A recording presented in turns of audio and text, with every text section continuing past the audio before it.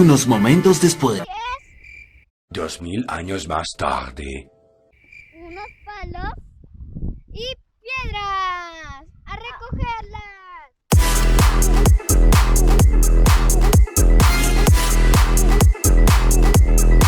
I'll spit my shit while I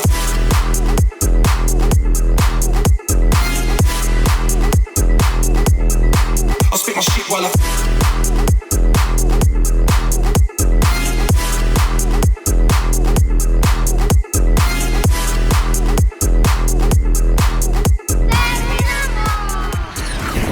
¡Ya llegamos a casa! ¡Ay, qué fácil! Y ya tenemos todo preparado.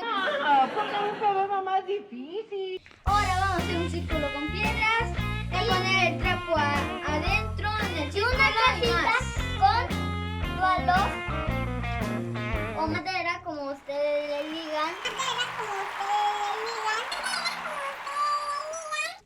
Y vamos a hacer el círculo. ¿Quieres empezar? Sí, empecemos. Vamos. I'll spit my shit while I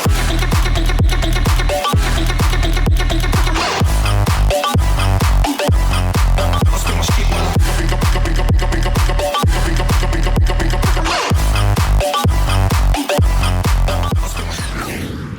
Ahora debemos de poner el trapo en el centro y poner las maderas aquí para que quede aquí, y aquí cuando encienden el fuego se ve una por cada una y se enciende bien.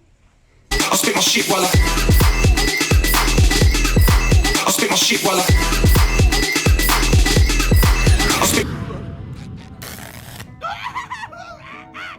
I'll spit my shit while I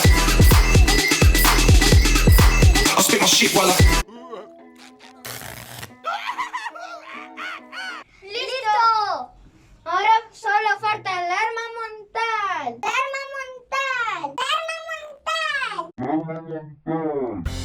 Mira, aquí está. Ahora solo hay que hacer. Ok.